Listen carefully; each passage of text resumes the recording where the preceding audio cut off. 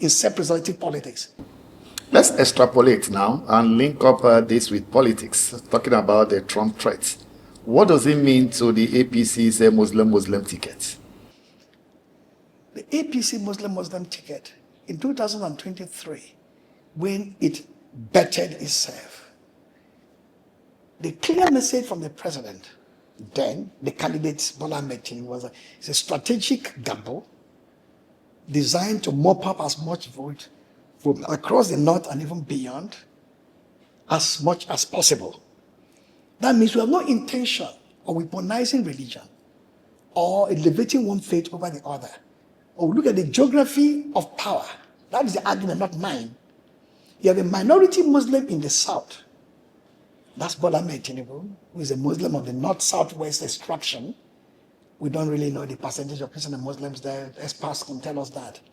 But the entire southeast and the entire south side are predominantly Christian. That means it's a gross minority in the south. For them to have a minority in the north with a minority in the south would be a gross disadvantage.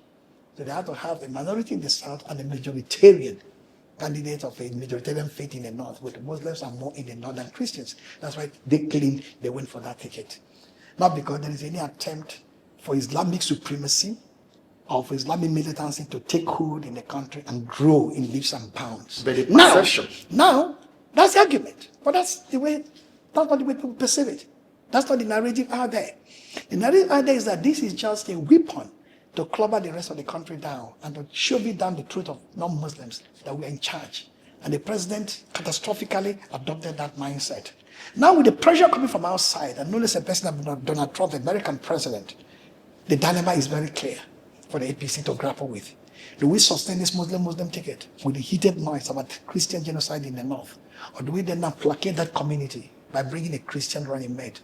Only the APC can answer that question, not me.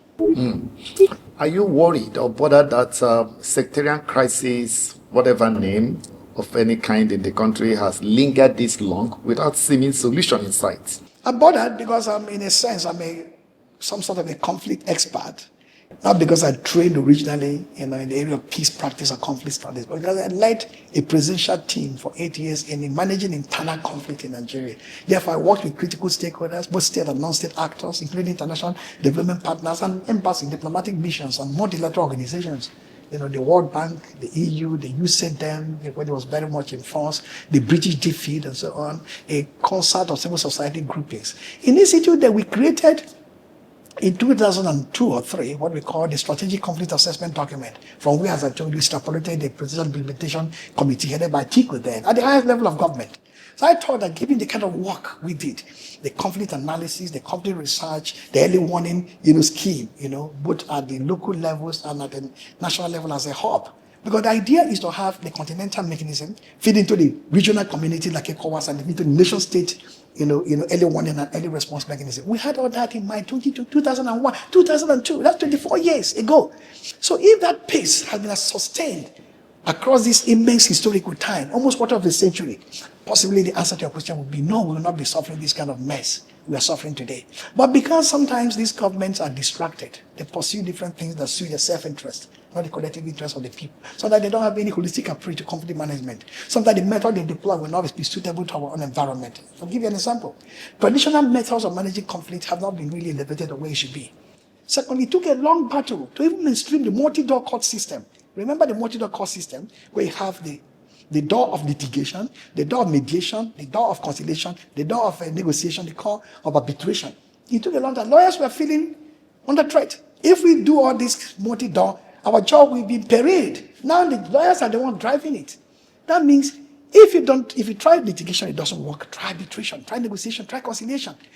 This is, for me, the breadth of this conversation. There's another thing we call transitional justice mechanism. Is it working in the north when they have a deconfliction, from deconfliction to de-radicalization, de-radicalization to reintegration? Is it working?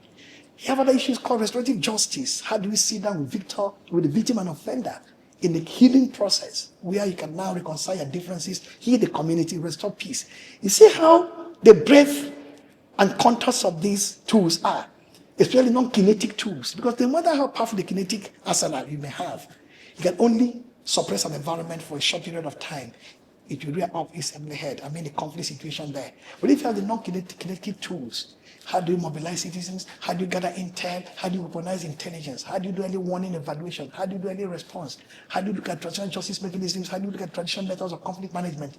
These are the more, and how do you do multi-track, and multi-tiered conflict management? The one from the state, the one from non-state actors, international community, all in a mix. This government particularly is intellectually challenged. This government is intellectually bankrupt.